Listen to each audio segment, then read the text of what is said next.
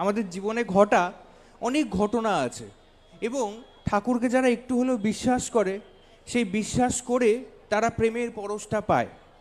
বিশ্বাসে আসে প্রেম, প্রেমের পরে সেই প্রেমের ঠাকুরের সাথে একটা প্রেমের বন্ধনে বাঁধলে তার মধ্যে অনেক অনুভূতি আসতে থাকে। সেটা ওই একদিন পেয়েছি, সে কবে পেয়েছি সেই গল্পই হচ্ছে তা নয়, নিত্য নতুনভাবে প্রত্যেকটা দিন তাদের অনুভূতি হতেই থাকে। সেটা ছোট থেকে বড় অনেক অনুভূতি হয় মানুষের। তো এইরকম অনুভূতি বলতে গেলে তো আর শেষ হবে না। তো দেখেন, এক বাড়িতে গেছি, সেটা যাজনের জন্য আমাকে এক দাদা বলেছেন যে ভাই, ওই বাড়িতে অনেকবার যাজন করেছি, তারা কিছুতেই ঠাকুরকে আর নিতে চাইছে না, জীবনে ঠাকুরকে জীবনে পেতে চাইছে না।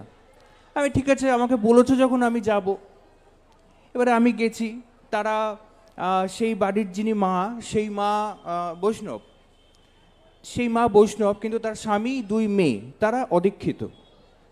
ভালো কথা। এবার আমি তো গিয়ে ওই মানে ঢেকি স্বর্গে গেলেও ধান ভাঙে, আমি ওই ধান ভাঙতে শুরু করে দিয়েছি। আমার যা বলা, মহাপ্রভুকে নিয়ে কিছু কিছু বললাম, মহাপ্রভুর যে আগমন, তার যে শাস্ত্রে তার বর্ণন, সেই একই জায়গাতে শ্রী ঠাকুর অনুকূলচন্দ্রের যে আগমনের যে বর্ণন, সেইগুলো কিছুটা তুলে ধরলাম। অনেক কিছু আছে এইগুলো, সেইগুলো তুলে ধরার পর তারপরে সেই মেয়ে আস্তে আস্তে কনভিন্সড হচ্ছেন, অনেক কিছু হচ্ছে। তার দুই মেয়ে এসে বসেছেন, তার একজন লয়ার, একজন আবার সেও পড়াশোনা করছে আর কি, তার স্বামীও এসে বসেছেন। তাদের বাড়িতে একটা বিশাল বড় কুকুর আছে, মানে সেই কুকুরটা বিশাল বড়, তার সাইজ গোল্ডেন রিট্রিভারের একটু অন্য জাত আর কি। সেই গোল্ডেন রিট্রিভারটা ও বারবার আসছে, শুকছে ফুকছে চলে যাচ্ছে। এবার ভালো কথা, এবার আমি বলেছি ওকে ছেড়ে রাখেন, আমার এমনি কুকুর বেড়াল এসব খুব ভাল লাগে, ওই জন্য আমি বলেছি ওকে ছেড়ে দেন, ও যেমন যা ইচ্ছা পারে করুক। এইবারে কিছুক্ষণ পরে প্রার্থনার টাইম হয়েছে, আমি আর আমার যে দাদা দুজনে ছিলাম, সে দাদা বলছে শুরু করো। এবারে আমরা প্রার্থনা শুরু করেছি। এইবারে ভদ্রলোক কুকুরটাকে নিয়ে সিঁড়ি দিয়ে ওপরে উঠে যাচ্ছেন, এবার কুকুরটা ওর যে বেল্টটা রয়েছে, সে বেল্ট ছিঁড়ে বেরিয়ে আসবে এরকম অবস্থা, সে ছিঁড়ে বেরিয়ে আসবে। আমি শুধু ওনাকে ইশারা করে ওকে ছেড়ে দেন, ও কি করে আমি শুধু দেখব। বিশ্বাস করবেন না, কুকুরটা এলো ঠিক আমার সামনে এসে, আমি চেয়ারে বসে রয়েছি, আমার এই বা পায়ের ওপরের ফার্স্ট যে থামটা, সেই থামটা আমার পায়ের ওপরে দিয়ে প্রার্থনা, জয়রাধে, নামধান অল্প একটু হয়েছিল, সেই পুরো টাইমটা ও আমার পায়ের ওপর ওর ফার্স্ট থামটা দিয়ে পুরোপুরি থাকলো।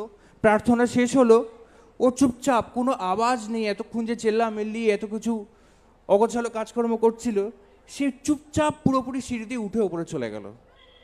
এই যেই ঘটনাটা ঘটলো, দেখেন মানুষের পরিবর্তন কি করে হয়। অনেকে কি অনেক কিছু বলেছে, তাতে পরিবর্তন হয় নাই। সেই বাড়ির যিনি মা, তিনি বলছেন আমি যদি এইখানে আশ্রিত না হতাম আমি অবশ্যই আসতাম। তাকে যেটুকু বলার আমার বললাম। সেই বাড়ির যিনি দাদা, সেই ভদ্রলোক, তার দুই মেয়ে, তার ঠিক একদিন পরেই তাদের দীক্ষা হলো। আমাকে ফোন করলো, ভাই তোমার বাড়ি থেকে আমি দীক্ষা নেব। আমার বাড়িতে এলো, আমি এসপিআর দাদাকে ডাকলাম, তারা এসে সেই দিনই তারা দীক্ষা নিল। আমাদের যাজনটা মনে হয় একটুখানি যদি আমরা মানে একটু খাটনি করি যাজনের পেছনে, খাটনি মানে কি, হোমওয়ার্ক। আমরা বাড়িতে বসে যদি একটু ঠিকঠাক করে পড়াশোনাটুকু করি ঠাকুরকে নিয়ে, ঠাকুর কি বলতে চাইছেন, ঠাকুর কীরকম চাইছেন, আমরা কেমন হব, সেইটুকু যদি আমরা একটু হোমওয়ার্কটা করি, তাহলে দেখবেন এই ডিপি ওয়ার্কসের যে এখন এত কাজ হচ্ছে, সেই কাজটা কঠিন নয়। আমরা তো মুখে মুখে অনেক কিছু বলি, যে তোমায় দেখে বলবে লোক আছো জীবনে বল্লভ, আমরা তো বলি মুখে, কিন্তু কাজের বেলায় উল্টোটা করি, তোমায় দেখে মানুষ আরও ঠাকুর থেকে দূরে সরে যাবে। এইরকম আমাদের চরিত্র হয়ে দাঁড়িয়েছে এখন। আমাদের কর্তব্য এটা যে আমাদের চরিত্রটাকে একদম নিখুঁতভাবে, মানে কেটে কেটে কেটে কেটে ফালা ফালা করে যে দেখা দরকার, আমার কোথায় খুঁত আছে, আমার আমার কোন কর্মটার জন্য, আমার কোন ব্যবহারের জন্য আমার পারিপার্শ্বিক আমার জন্য কষ্ট পাচ্ছে, এইগুলো একটু ভাবা দরকার। এইগুলো ভাবলে দেখবেন অনেক কিছু পরিষ্কার হয়, অনেক কিছু হয়। এক বাড়ির দাদা, সেই দাদা ব্যাঙ্গালোরে চাকরি করে, তার মা দীক্ষিত, তার বাবা দীক্ষিত নয়। সেই দাদাটা, তার স্ত্রী তাকে ছেড়ে চলে গেছে, তার একমাত্র ছোট্ট বাচ্চা মেয়ে, সেই বাচ্চা মেয়েটাকে নিয়ে তার স্ত্রী চলে গেছে। সেই দাদা সাইকিয়াট্রিস্টের কাছে যায় মাঝে মাঝেই যে ডাক্তারের কাছে তাকে যেতে হয়। এবারে তার মা অনেক করে আমাকে বলেছে, ভাই তুমি একটু এসো। আমি, আপনি এরমভাবে বলছেন কেন, আমি অবশ্যই যাব, আমার তো কাজই তার কথাটুকু একটু বলা। ওই লোভ লাগে, মানুষের একটা লোভ থাকে, মিষ্টির প্রতি লোভ থাকে, সোনাদানার প্রতি লোভ থাকে। আমার একটু লোভ আছে, ওই একটুখানি ওই আমার প্রেমিক পুরুষ যিনি, তার কথা একটু বলার একটু লোভ থাকে। তো বলেছেন যখন আমি অবশ্যই যাব। সেই দাদা বাড়িতে এসছেন, তাকে কি অনেক কিছু বোঝানো হলো। লাস্টে একটা কথা বললাম, দেখেন দাদা, আপনার থেকে সবাই ছেড়ে চলে যাবে, আপনার স্ত্রী চলে গেছে, বাচ্চা নিয়ে চলে গেছে, আপনার বাবা মাও বয়স হলে তারাও চলে যাবে, কিন্তু আপনার জন্মান্তরে আপনার কাছে একজন থাকবেন। তিনি কে জানেন তো? শ্রী শ্রী ঠাকুর অনুকূল চন্দ্র, যাকে আপনার আনন্দ হলে আপনি তাকে বলতে পারবেন, আপনার দুঃখ হলে তাকে বলতে পারবেন, আপনার রাগ হলে তাকে আপনি গালাগালও দিতে পারবেন। তিনি সেই গালাগালও তিনি সহ্য করবেন, যদি আপনি সেই সাচ্চা ভক্তটুকু হন। আমাদের চৈতন্য চরিতামৃততে অনেক জায়গায় এগুলো বলছে। গোপী গীত বলে একটা জায়গা আছে, আমার পরে মোহন কীর্তন করবে, ও খুব ভালো জানবে।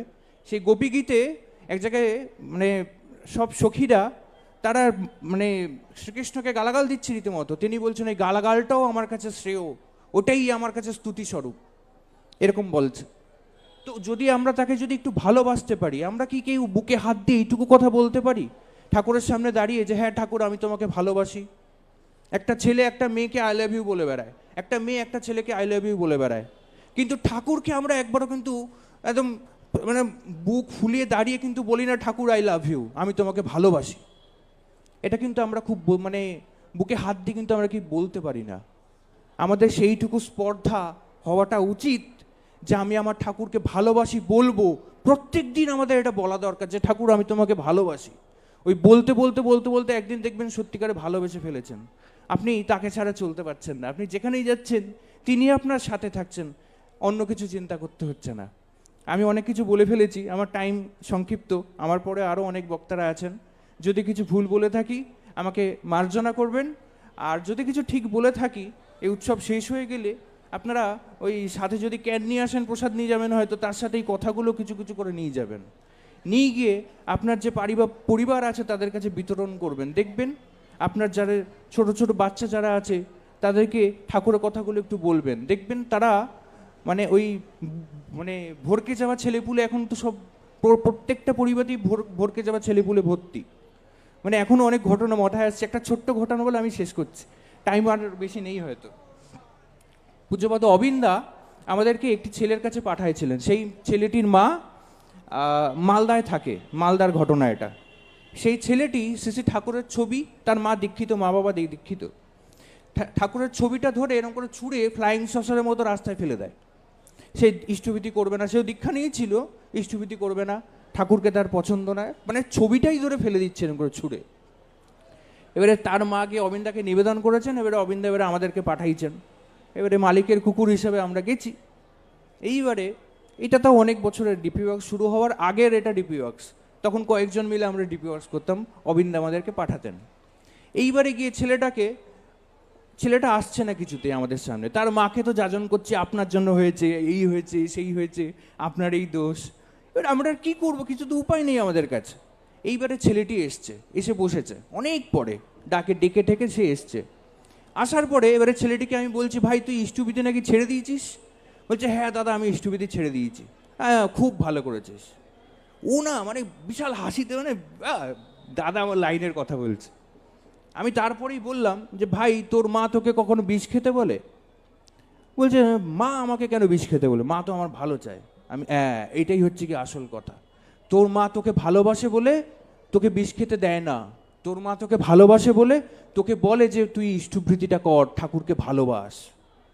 এই কথা বলতেই ঝরঝর করে কেঁদে ফেলেছে ছেলেটা। আমাকে লাস্টে বলছে, দাদা তুমি বিশ্বাস করবে না, আমার কিছু বন্ধু বান্ধব, আমার জ্যাঠা কাকা, এরা ঠাকুরের নামে উল্টো পাল্টা বলে আমাকে ঠাকুর থেকে ডিটাস্ট করে দিয়েছিল। আমি ঠাকুরের নামটুকু সহ্য করতে পারতাম না। এই যে তুমি বললে না, আমার ভিতরটা কেমন যেন কুড়ে কুড়ে খাচ্ছে। আমি কেন ঠাকুরকে এতদিন ভালোবাসিনি, এত দিন হয়ে গেল আমি ঠাকুর থেকে দূরে কিভাবে রয়েছে। ছেলেটি পরবর্তীকালে তার মা গিয়ে পূজ্যপাদ অবিন্দার কাছে গিয়ে নিবেদন করে এসেছিল যে আগে আমার ছেলে চেঞ্জ হয়েছে, সে এখন বর্তমানে তার যত বন্ধু বান্ধব রয়েছে তাদেরকে গিয়ে যাজন করে। তা আপনারা আপনাদের ছেলেদেরকে, ঘরের যে ছোট ছোট বাচ্চা মেয়ে ছেলে আছে, তাদেরকে প্রত্যেক দিন একটু একটু করে ঠাকুরের বই পড়ান বা নিজে পড়ুন, তাকে শোনান, গল্পের রূপে শোনান, তাও ভালো। আমার বাবা মা তাই করেছে। আমার বাবা প্রত্যেক দিন আমাকে ওইটুকু করে শোনাতো, জানিস তো পাপাই, এই ঠাকুর এই বলেছেন, জানিস তো পাপা এই ঠাকুর এই বলেছেন। আমার বড় ঠাকুমা, সে আমাকে প্রত্যেক দিন, সে পড়াশোনা জানতো না, ঠাকুরকে অদম্য ভালোবাসতো। দেখতাম কষ্ট পেলে ঠাকুর ঘরে গিয়ে দরজা জানলা বন্ধ করে গিয়ে শুয়ে থাকতো, কাঁদতো। তার এতটা ভালোবাসা, কষ্টের সময় তার কাছে গিয়েই থাকবো, অন্য কোথাও যাব না, এইরকম। তো আপনারাও তাই করেন, দেখবেন জীবনে একটা একটা বিশাল বড় একটা দরজা খুলে যাবে, আনন্দের দরজা, যে যে পথে শুধু আনন্দই আছে, অন্য দুঃখ নাই, কোনো অসুখ নাই, কোনো শোক নাই। আপনারা সেই পথে চলেন, তার চরণাশ্রিত হন, তার চরণে থাকলে জীবনে দুঃখ আসলো সেই দুঃখটা একটা আনন্দের ফলশ্রুতি দেবে, কষ্ট আসলো সেটা একটা মহান একটা সুখের তার ফলটা বেরোবে। আপনারা সেই পথে চলেন, সবাই ভালো থাকবেন, আনন্দে থাকবেন, ঠাকুরকে নিয়ে থাকবেন। জয় গুরু সবাইকে। জয় গুরু।